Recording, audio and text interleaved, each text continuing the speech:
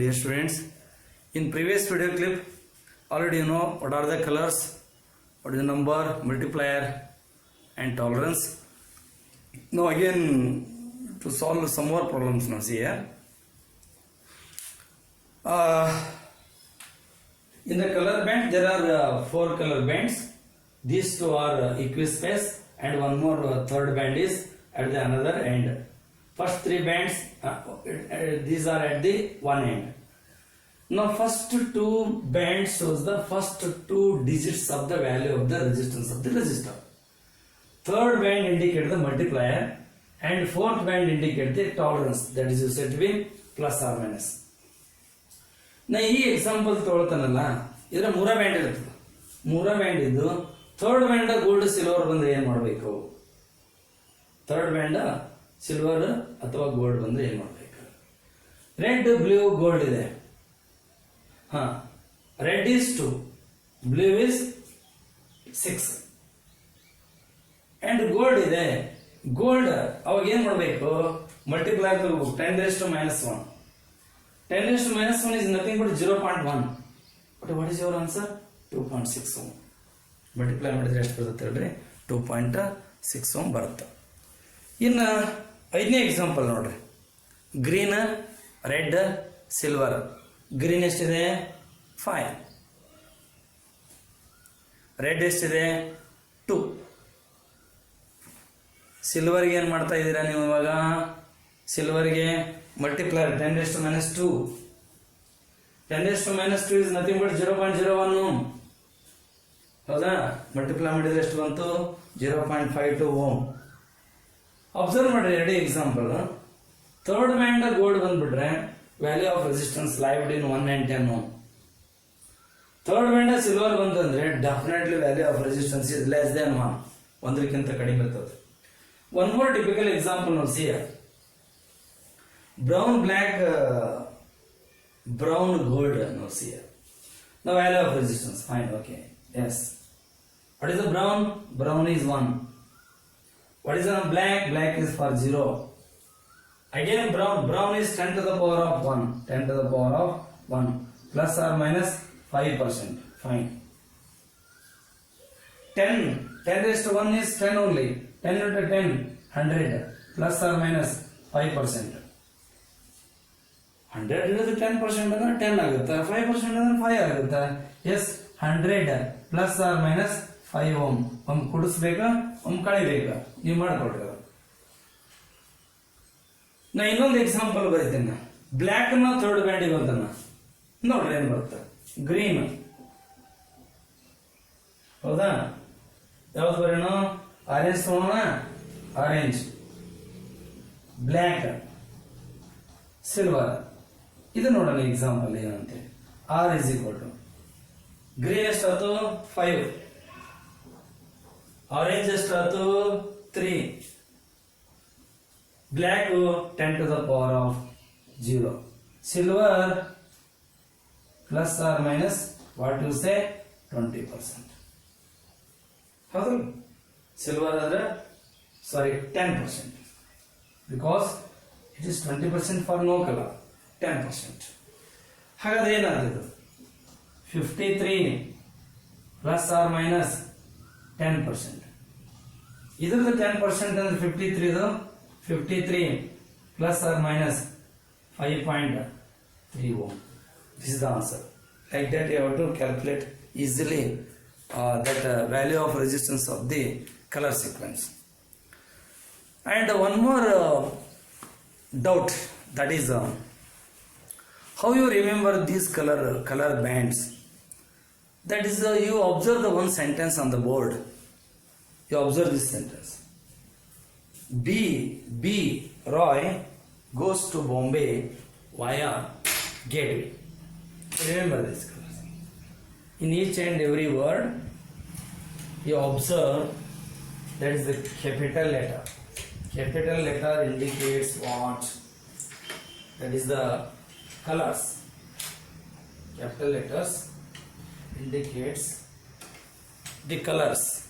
Okay. B R O Y G goes to B Bombay via gateway. Yes, beginning was here. First be black, second be brown, black, brown, red, orange, yellow, green, blue, violet, grey, white. You remember like this. With the help of this sentence, you remember the color sequence. First band you have to take, beginning it is black, then you take brown.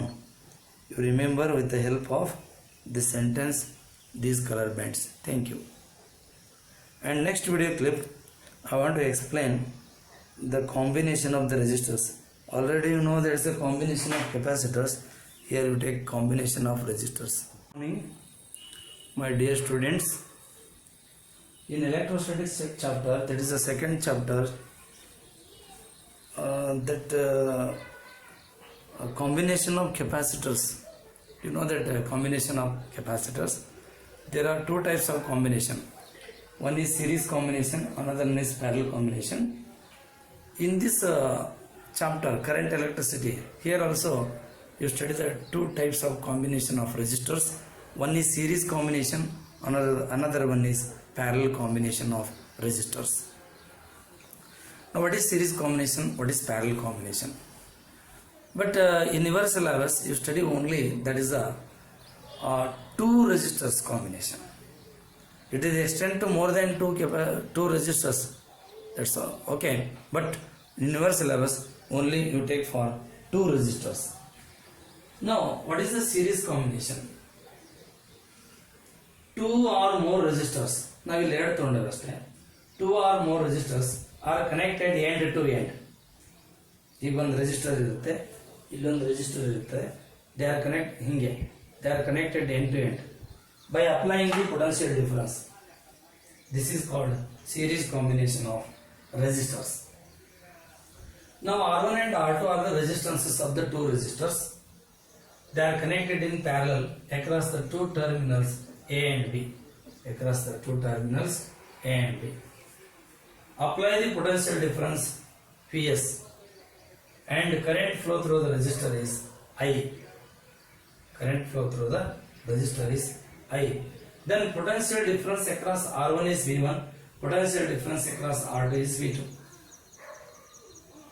Now in this circuit, equivalent circuit of this one, Ps is potential difference across the series combination. What is RS? RS is the effective resistance, or is said to be equivalent resistance. What is equivalent resistance or effective resistance? The effective resistance of the series combination of resistor is that single resistance. Give the effect same as the effect given by the two resistors without changing the current and the potential difference. This is called equivalent resistance. ಹಿಂಗಂದ್ರೆ ಇದು equivalent resistance ಅಂದ್ರೆ single resistance. ಇದು ಏನು circuit ನೊಳಗೆ effect ಮಾಡುತ್ತಾ same effect ಮಾಡುತ್ತಾ, ಆದ್ರೆ ಯಾವುದೇ ಕಾರಣಕ್ಕೂ ಕರೆಂಟ್ ವೋಲ್ಟೇಜ್ ನಲ್ಲಿ ವ್ಯತ್ಯಾಸ ಆಗಬಾರದು. ಹಂಗ ನಾವು ರಿಪ್ಲೇಸ್ ಮಾಡಿ ತಗೊಂಡ್ರೆ ಒಂದು ಸಿಂಗಲ್ ರೆಸಿಸ್ಟೆನ್ಸ್ ಅನ್ನ ಅದಕ್ಕೆ ನಾವೇನ್ ಹೇಳ್ತೀವಿ, ಈಕ್ವಲೆಂಟ್ ರೆಸಿಸ್ಟೆನ್ಸ್ ಅಂತೀವಿ ಅಥವಾ ಎಫೆಕ್ಟಿವ್ ರೆಸಿಸ್ಟೆನ್ಸ್ ಅಂತ ಹೇಳ್ತಾವೆ. ಸರಿ, there are two important points in the series combination of resistors. First one is, in the series combination of resistors, current flow through each resistor is same. Once again repeat, current flow through the each resistor is same. But potential difference across the different resistors is different. It is based on the value of resistance.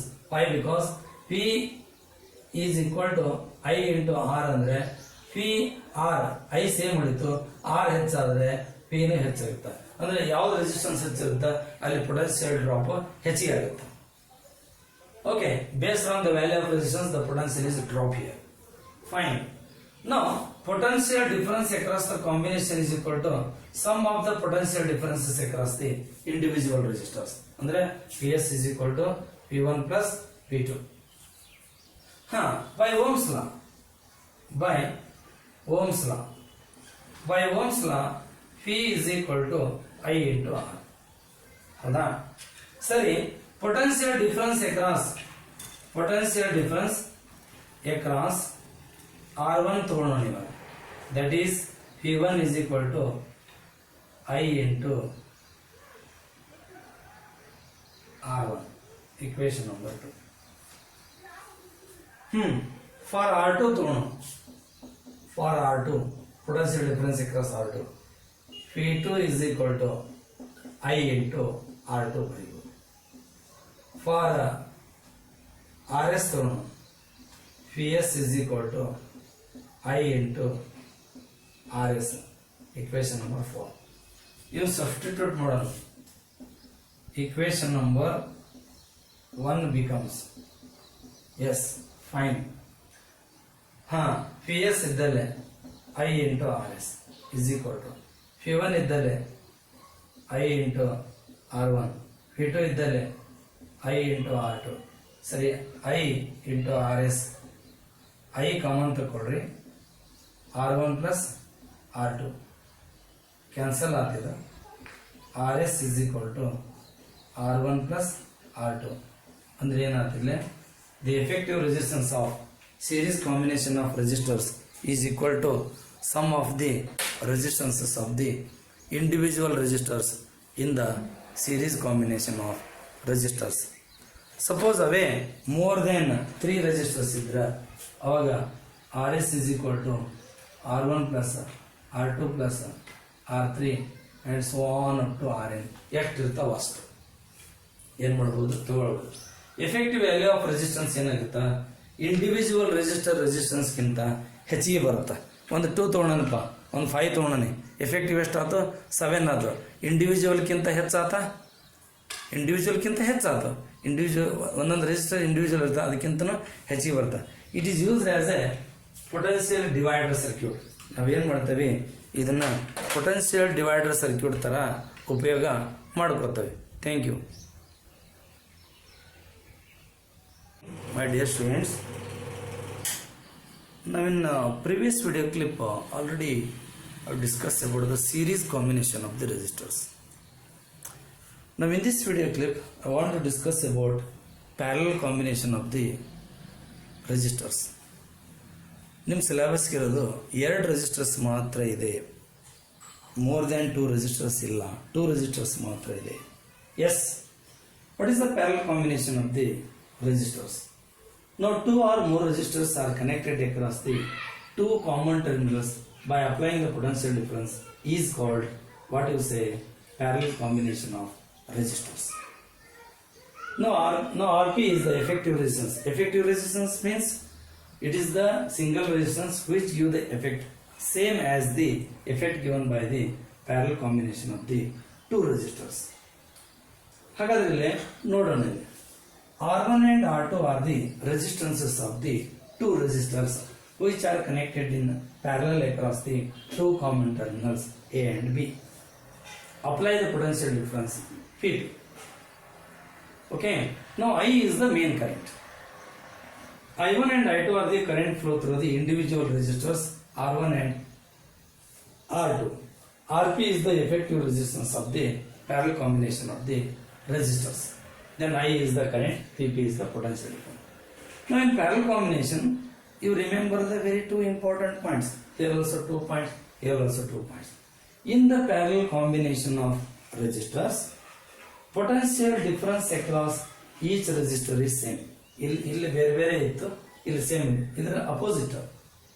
But current flow through the each resistor is different, ಬೇರೆ ಬೇರೆ ಇರುತ್ತೆ. ಇದರೊಳಗೆ ಬೇರೆ ಇರುತ್ತೆ, ಇದರೊಳಗೆ ಬೇರೆ ಇರುತ್ತೆ. It is based on value of resistance. ಅಂದ್ರೆ ಈಗ ನಮಗೇನಾಗ್ತದೆ, ಇಲ್ಲೇ ಪಿ ಕಾನ್ಸ್ಟೆಂಟ್, ಇಲ್ಲೇನಾಯ್ತು ಪಿ ಕಾನ್ಸ್ಟೆಂಟ್ ಅಂದ್ರೆ P I is equal to P by R. ಇದು ಕಾನ್ಸ್ಟೆಂಟ್ ಅಂದ್ರೆ I is inversely proportional to R. ಎಲ್ಲಿ ರೆಸಿಸ್ಟೆನ್ಸ್ ಕಡಿಮೆ ಇರುತ್ತೆ ಅಲ್ಲಿ ಕರೆಂಟ್ ಜಾಸ್ತಿ ಇರುತ್ತೆ. ಈ ಫಾರ್ ಎಕ್ಸಾಂಪಲ್ R1 ಕಡಿಮೆ ಅದ, R2 ಹೆಚ್ಚದ, ಅದರ ಅರ್ಥ I1 ಹೆಚ್ಚಿರುತ್ತೆ, I2 ಕಡಿಮೆ ಇರುತ್ತೆ. ರೆಸಿಸ್ಟೆನ್ಸ್ ಎಲ್ಲಿ ಕಡಿಮೆ ಇರುತ್ತೆ ಅಲ್ಲಿ ಕರೆಂಟ್ ಹೆಚ್ಚಿಗೆ ಫ್ಲೋ ಆಗುತ್ತೆ. ಆ ಬೇಸ್ ಮೇಲೆ ಕರೆಂಟ್ ಏನಾಗುತ್ತೆ, ಡಿವೈಡ್ ಆಗಿ ಫ್ಲೋ ಆಗುತ್ತೆ. ಇದಕ್ಕೆ ನಾವು ಕರೆಂಟ್ ಡಿವೈಡರ್ ಅಂತ ಹೇಳ್ತೀವಿ. ಎಸ್, ಇಲ್ಲಿ potential difference same, current different. ಇಲ್ಲಿ ಮೇನ್ ಕರೆಂಟ್ ಇದಕ್ಕೆ ಮೇನ್ ಕರೆಂಟ್ ಅಂತ ಅದಕ್ಕೆ ಐಗೆ the main current I is equal to sum of the branch currents, ಇವಕ್ಕೆ ನಾವು ಬ್ರಾಂಚ್ ಕರೆಂಟ್ಸ್ ಅಂತಾರೆ. ಇದಕ್ಕೆ I1 I2ಗೆ. ಆಮೇಲೆ ಇಲ್ಲಿ by Ohm's law, by Ohm's law ಏನಂತ ಬರೀಬಹುದು, P is equal to I into R. ನಮ್ಗೆ I ಬೇಕಲ್ಲ, ಅದಕ್ಕೆ I is equal to P divided by R. ಹಾಗಾದ್ರೆ ಕರೆಂಟ್ ಇನ್ R1 ರೆಸಿಸ್ಟರ್ ಏನು ಬರೆಯಬಹುದು, I1 is equal to PP divided by R1 ಬರೀಬಹುದು. Equation number 2. Current in R2 ಏನು ಬರೀಬಹುದು, I2 is equal to PP by R2 ಬರೀಬಹುದು. Equation number 3. Current in parallel combination ಏನಂತ ಬರೀಬಹುದು, PP divided by RP ಬರೀಬಹುದು. Equation number 4. Equation number 1 becomes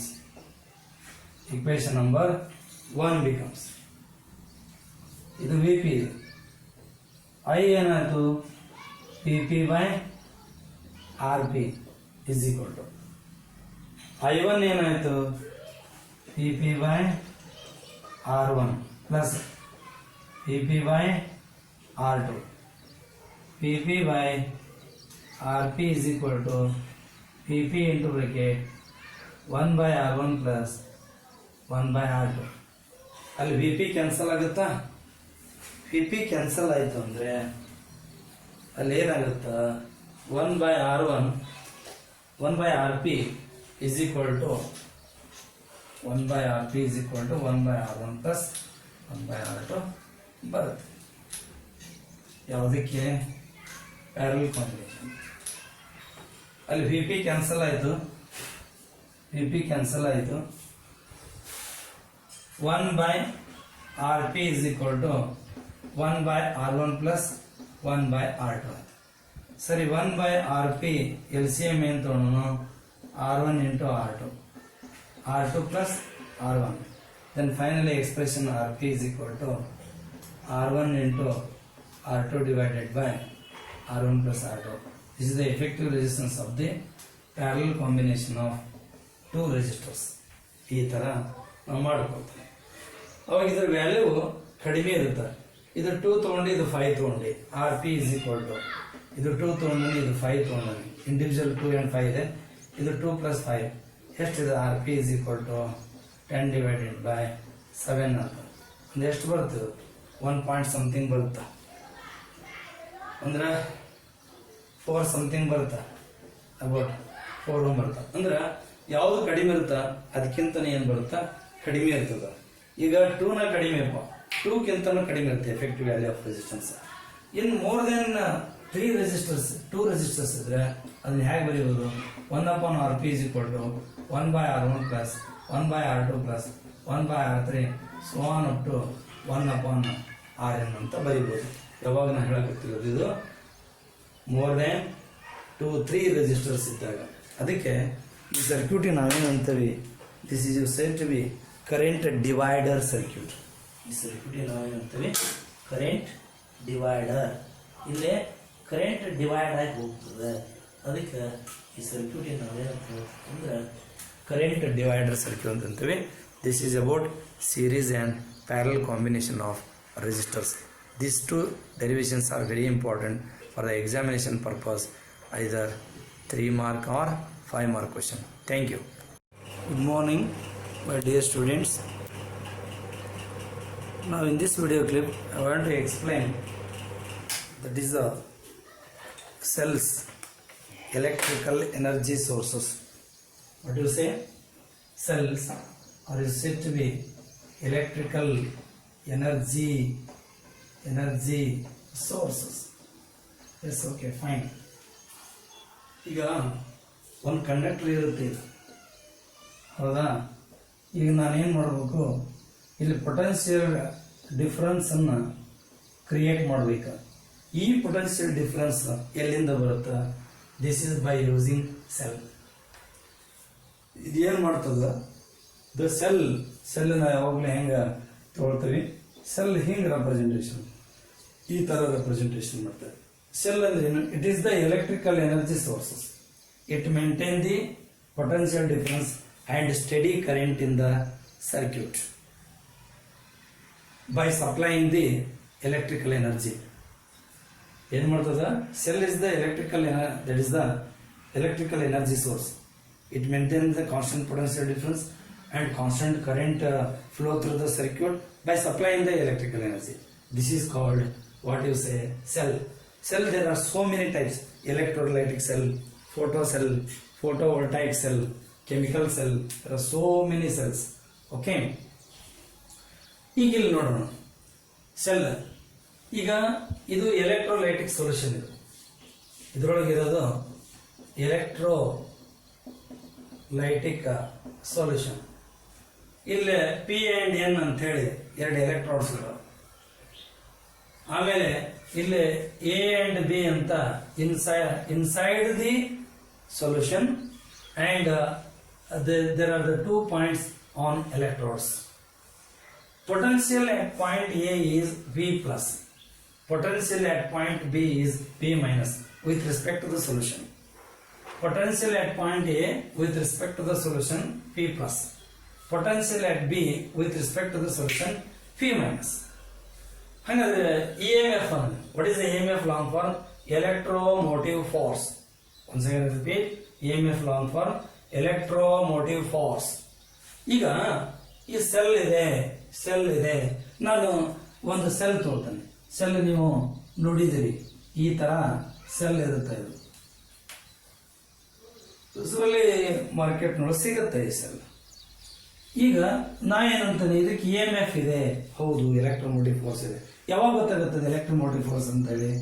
ನಾ ಇಲ್ಲಿ ಒಂದು ವೈರ್ ಕನೆಕ್ಟ್ ಮಾಡಿ ಒಂದು ಬಲ್ಬ್ ಕನೆಕ್ಟ್ ಮಾಡಿದಂದ್ರೆ ಬಲ್ಬ್ ಆನ್ ಆಗುತ್ತಾ, ಇದು ಲೈಟ್ ಗ್ಲೋ ಮಾಡುತ್ತಾ, ಅವಾಗ ನಾವೇನಂತೀವಿ, ಡೆಫಿನೆಟ್ಲಿ ಇದಕ್ಕೆ EMF ಇದೆ. ಇದೇನು ಮಾಡ್ತದ? ಎಲೆಕ್ಟ್ರಿಕಲ್ ಎನರ್ಜಿ ಕೊಟ್ಟು ಕರೆಂಟ್ ಅನ್ನು ಇದರೊಳಗೆ ಫ್ಲೋ ಮಾಡಲಿಕ್ಕೆ ಅವಕಾಶ ಮಾಡಿ ಕೊಡ್ತದ. ಆಮೇಲೆ potential difference, constant potential difference maintain ಮಾಡುತ್ತಾ, ಅವಾಗ ಇದು ಬಲ್ಬ್ ಗ್ಲೋ ಆಗುತ್ತೆ. ಇದಕ್ಕೆ ನಾ ಏನ್ ಹೇಳ್ತೀನಿ, EMF ಆಫ್ ದಿಸ್ ಅಂದ್ರೆ ಎಲೆಕ್ಟ್ರಿಕಲ್ ಎನರ್ಜಿ ಸೋರ್ಸ್ ಅದು ಕೊಡ್ತಾ ಇರೋದು. ಯಾವುದು? ಸೆಲ್. ಈಗ ನಾನು ಸೆಲ್ ತಗೊಂಡಿದ್ದೀನಿ, ನಾ ಕನೆಕ್ಟ್ ಮಾಡಿದ್ರೆ ಅದು ಕರೆಂಟ್ ಫ್ಲೋ ಆಗೋದು ಗೊತ್ತಾಗುತ್ತೆ. ನಾ ಕನೆಕ್ಟ್ ಮಾಡಿಲ್ಲ, ಅದ್ರಾಗ EMF ಇರೋದಿಲ್ಲ ಏನು? ಇದ್ರಾಗ EMF ಇರೋದಿಲ್ಲ ಏನೋ? ಇರುತ್ತೆ, EMF ಇರುತ್ತೆ, ಬಟ್ ಇರುತ್ತೆ ಅಷ್ಟೇ. ಅದ್ರೊಳಗೆ ಇದೇನೇ ಇಲ್ಲ, ನಾನು ಕನ್ಫರ್ಮ್ ಮಾಡ್ಬೇಕಂದ್ರೆ ಬಲ್ಬ್ ಕನೆಕ್ಟ್ ಇದೆ ಅಂತ ತಿಳ್ಕೊಂಡು ನಾ ಏನು ಕನೆಕ್ಟ್ ಮಾಡಿಲ್ಲ ಅಂದ್ರೆ ಅದಕ್ಕೆ ನಾವೇನಂತ ಹೇಳ್ತೀವಿ? ಓಪನ್ ಸರ್ಕ್ಯೂಟ್ ಅಂತ ಹೇಳ್ತೇವೆ. ಅದಕ್ಕೆ ಏನಂತ ನಾವು ಓಪನ್ ಸರ್ಕ್ಯೂಟ್ ಅಂದ್ರೆ ಕರೆಂಟ್ ನಾ ಡ್ರಾ ಮಾಡ್ತಾ ಇಲ್ಲ. ನಾ ಕ್ಲೋಸ್ ಮಾಡಿದ್ರೆ ಕರೆಂಟ್ ಡ್ರಾ ಮಾಡ್ತೀವಿ, ಬಲ್ಬ್ ಆನ್ ಆಗ್ತದ. ಸರಿ, okay. Electromotive force, that EMF is how you take here P plus P minus. ಇಲ್ಲೇನು ಪೊಟೆನ್ಷಿಯಲ್ ಅದ ಪ್ಲಸ್ ಇಲ್ಲೇನು ಪೊಟೆನ್ಷಿಯಲ್ ಅದ, ಎರಡು ಕೂಡಿಸಿದ್ರೆ ನಮ್ಗೆ ಏನು ಸಿಗ್ತದೆ ಹೇಳ್ರಿ? EMF ಸಿಗುತ್ತಾ. ಸರಿ, come to the point. Circuit is open circuit, R is infinity. R is equal to infinity. ಅಂದ್ರೆ ನಾ ಏನು ಕನೆಕ್ಟ್ ಮಾಡಿಲ್ಲ ಅಂದ್ರೆ ರೆಸಿಸ್ಟೆನ್ಸ್ ಇನ್ಫಿನಿಟಿ ಅಂತ ತೋರ್ತೇವೆ. ಅವಾಗ there is no current drawn. ಅಂದ್ರೆ I is equal to 0. At that time, potential difference across two terminals, that is you say to be V, potential difference across the two terminals is equal to PD ಅಂದ್ರೆ potential difference. ಮತ್ತ ಮಾಡಕತ್ತೀನಿ ನಾನು, PD ಅಂದ್ರೆ potential difference. Potential difference between P and A with respect to solution plus potential difference between A and B plus potential difference between B and N. Potential difference between P and A ಅಂದ್ರೆ V plus. Potential difference between A and B is 0. Why it is 0? There is no current drawn. Potential difference between B and N is P minus. Potential difference between A and B is equal to 0. Current ಏನು flow ಆಗ್ತಾ ಇಲ್ಲ, circuit open ಇದೆ. Close circuit next discuss ಮಾಡೋಣ ಅಂತ. No, potential difference P and A, V plus is 0 plus V minus, P is equal to V plus V minus, this is equal to EMF. How you define? The EMF of the cell is defined as the potential difference across the two terminals of the cell when circuit is open. Once I repeat the definition. EMF of the cell is the potential difference between two terminals of the cell when the circuit is open circuit. There is no current run from the circuit. Now, S unit of EMF of the cell is volt. ನೀವು market ನಲ್ಲಿ ಸಿಗ್ತಕ್ಕಂಥ cell EMF ಎಷ್ಟಿರುತ್ತೆ 1.5 volt. ನೀವು market ನಲ್ಲಿ ಕೇಳ್ತಿರಲ್ಲ ಅದ್ರದ್ದು EMF ಎಷ್ಟಿರುತ್ತೆ 1.5 volt. This is about cell EMF of the cell. Then what is the internal resistance? Internal resistance, it means the opposition offered by the cell inside the cell to the flow of electric current is called, what you say, internal resistance of the cell. But internal resistance of the cell is represented by small letter r. External resistance is represented by capital letter R. ಇಲ್ಲಿ bulb resistance R ಅಂತ ತಗೊಳ್ತೀವಿ. R ಏನಾಗ್ತದೆ external resistance of the cell ಆಗುತ್ತಾ. Now cell is always represented by like this. ಒಂದು ದೊಡ್ಡದಾಗಿರ್ತಕ್ಕಂಥ line, ಇನ್ನೊಂದು ಚಿಕ್ಕದಾಗಿರ್ತಕ್ಕಂಥದ್ದು. ಇದು positive, ಇದು negative. E indicate EMF of the cell, R indicate internal resistance. ಸರಿ, ಯಾವುದೋ ಒಂದು ಸರ್ಕ್ಯೂಟ್ ನೊಳಗ ಸೆಲ್ ಕೊಟ್ಟಿದ್ದಾರೆ, ಇದಕ್ಕೆ 2 ವೋಲ್ಟ್ ಬರೀತಾ ಇದ್ದಾರೆ, ಇದಕ್ಕೆ 0.5 ಓಮ್ ಬರೆದಿದ್ದಾರೆ. ಅದರ ಅರ್ಥ ಏನು? ಇದ್ರ EMF 2 ವೋಲ್ಟ್, ಅದರ ಇಂಟರ್ನಲ್ ರೆಸಿಸ್ಟೆನ್ಸ್ 0.5 ಓಮ್ ಅಂತ. Is very important. ಪದೇ ಪದೇ ಈ ವಿಡಿಯೋ ಕ್ಲಿಪ್ ನೋಡಿಕೊಂಡು ಐಡಿಯಾ ತಗೋರಿ EMF ಆಫ್ ದಿ ಸೆಲ್ ಬಗ್ಗೆ. Thank you. Good morning my dear students. In previous video clip already you know that is cells EMF and internal resistance. Now in the previous video clip you discussed about the cell when it is in a open circuit. Open circuit means there is no connection between P and N. It means resistance is infinity, or is said to be infinity. No, it is current in the simple circuit. You derive the equation for the current in the simple circuit. Fine. Now see here. Here circuit is you said to be closed circuit, but here you said to be open circuit. ಮೊದಲೇ ನಾವು discuss ಮಾಡಿದ್ದು open circuit, ಇದು closed circuit. ಅಂದ್ರೆ ಇದು electrode ಇರುತ್ತಾ, ಇದು cell, ಇದು cell ಹೆಂಗೆ ನಾವು ರೆಪ್ರೆಸೆಂಟೇಷನ್ ಮಾಡ್ತೇವೆ ಈ ತರ. ಇಲ್ಲಿ ಡ್ರಾ ಮಾಡಿದ್ರಲ್ಲ ಈ ತರ. ಈ ಸೆಲ್ ಒಳಗೆ ಇಲ್ಲೇ ಇದರದೇ ಇನ್ನೊಂದು ರೂಪ ಇದು ಸರ್ಕ್ಯೂಟ್. ಇದು ನಾವು ನೆಕ್ಸ್ಟ್ ಇದನ್ನ ಡ್ರಾ ಮಾಡ್ತಾ ಹೋಗೋದಿಲ್ಲ. ನಾವ್ ಏನಿದ್ರೆ ಈ ತರ ಡ್ರಾ ಮಾಡ್ಕೊತ ಹೋಗ್ತೀವಿ. ಈ ಪಾಯಿಂಟ್ಸ್ ಎಲ್ಲ ಇರೋದಿಲ್ಲ. ನೆಕ್ಸ್ಟ್ ನಾವು ಸ್ಟಡಿ ಮಾಡೋ ಟೈಮ್ ಒಳಗೆ ಪ್ರಾಬ್ಲಮ್ ಸಾಲ್ವ್ ಮಾಡೋ ಮುಂದೆ ನೀವು ಅರ್ಥ ಮಾಡ್ಕೊಳ್ಳಿ ಅನ್ನೋ ಉದ್ದೇಶಕ್ಕೆ ಈ ಪಾಯಿಂಟ್ಸ್ ಗಳನ್ನೆಲ್ಲ ಬರ್ತದೆ. ಇದು ಸೆಲ್ ಎಲ್ಲಿಂದ ಅವರಿಗೆ ಪಿ ದಿಂದ ಎನ್ ವರೆಗೂ, ಪಿ ದಿಂದ ಎನ್ ವರೆಗೂ. ಇಲ್ಲಿ ಒಳಗಡೆ ಇರೋ ಪಾಯಿಂಟ್ ಎ, ಇದು ಬಿ, ಇದು EMF E, internal resistance R. Now you connect the finite resistance. You said to be finite. Open circuit is said to be infinite. This is finite resistance you have to connect it here. Now ಏನು ಮಾಡ್ತೀನಿ, finite resistance connect ಮಾಡಿ. Now it will draw the current. ಅವಾಗ ಏನು ಮಾಡ್ತದೆ, ಇದು current draw ಮಾಡ್ತದೆ. ಇಲ್ಲಿ current draw ಮಾಡಲ್ಲ. ಇದ್ರ ಬಗ್ಗೆ ನಾ ಹೇಳಿದೆ, ಒಂದು ಬಲ್ಬ್ ಎಲ್ಲ ಕನೆಕ್ಟ್ ಮಾಡಿ ಹೇಳಿದೆ ನಾನು. ಇಲ್ಲಿ ಕರೆಂಟ್ ಡ್ರಾ ಮಾಡೋದು, ಇಲ್ಲಿ ನಾವು ಕರೆಂಟ್ ಡ್ರಾ ಮಾಡ್ತಾ ಇದೀವಿ.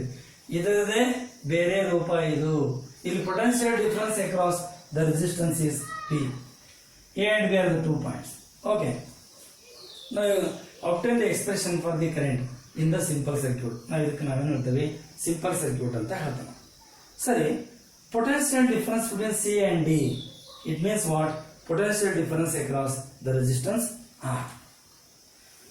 Here potential difference across R ಬಂದಾಗ ಅಥವಾ P and N ಬಂದಾಗ ಏನೇ ತಗೊಳ್ತೀವಿ, potential difference between P and A, potential difference between A and B, potential difference between P and A plus A and B plus potential difference between B and N, P and N. ಇಲ್ಲೇ current flow ಆಗ್ತಾ ಇದೆ B to A, ಇದರೊಳಗೆ internal resistance ಇದೆ. Yes, potential difference between P and A is P plus. Potential difference between A and B is I into R. minus indicate in opposite direction from B to A. Current flows from B to A. Fine, okay, it is a negative. Negative sign indicates it is in opposite direction. Now plus, opposite to the charges. Then potential difference between B and N, V minus, V plus V minus IR. Now V plus V minus is EMF of the cell. V is equal to E minus IR. This is very important expression for next derivation. ಮುಂದೆ ನಾವು derive ಮಾಡಬೇಕಾದಾಗ combination of the cells ತಗೊಂಡಾಗ ಆ equation ಭಾಳ important. ಯಾವುದು? Equation number 1. Then by Ohm's law, potential difference across the resistance R, P is equal to I into R. Then equate these two equation, equation number 1 and equation number 2. IR is equal to E minus IR. ಅವಾಗ ಏನಾಯ್ತು? IR ಈ side ತಗೊಳ್ರಿ, left side, IR plus IR is equal to E. ಅವಾಗ I common ತಗೊಳ್ರಿ, R plus R is equal to E. Therefore I is equal to E divided by R plus R. It is expression. It is a expression for the current in the simple circuit. I is equal to E divided by R plus R. Sorry, when the current is maximum, current ಯಾವ maximum ಇರುತ್ತಾ? When R is equal to 0. ಈ resistance 0 ಇತ್ತು ಅಂದ್ರೆ maximum current draw ಮಾಡುತ್ತೆ. It is condition. I max is equal to E divided by R ಇರ್ತದೆ ಇದ್ರ ಪ್ರಕಾರ. ಈ ಎಕ್ಸ್ಟರ್ನಲ್ ರೆಸಿಸ್ಟೆನ್ಸ್ 0 ಆದ್ರೆ ಅರ್ಥ ಏನು? This is said to be short circuit. Short this one. ಅಂದ್ರೆ ಪಾಸಿಟಿವ್ ನೆಗೆಟಿವ್ ಡೈರೆಕ್ಟ್ ಆಗಿ ಒಂದು ವೈರ್ ಕನೆಕ್ಟ್ ಮಾಡಿದ್ರೆ ಬೇಗನೆ ಸೆಲ್ ಹಾಳಾಗುತ್ತೆ. ಯಾಕಂದ್ರೆ ಮ್ಯಾಕ್ಸಿಮಮ್ ಕರೆಂಟ್ ಅನ್ನ ಡ್ರಾ ಮಾಡಿ ಬೇಗನೆ ಏನ್ ಮಾಡ್ತದ, ತನ್ನ ಎಲೆಕ್ಟ್ರಿಕಲ್ ಎನರ್ಜಿ ಸೋರ್ಸ್ ಕಳ್ತಕ್ಕಂಥ ಕೆಪಾಸಿಟಿ ಕಳ್ಕೊಂಡು ಬಿಡ್ತದೆ. That is maximum current condition. Then V is equal to IR, potential difference equation ಇನ್ನೊಂದು ಬರುತ್ತೆ. P is equal to I ಅಂದ್ರೆ E divided by R plus R into R. What is the expression? The terminal potential difference. That is, I want to write here. P is equal to E into R divided by R plus R. This is about simple circuit. Okay, it is a very important expression. Equation number 1 and equation number 3. These are very important. Okay, thank you.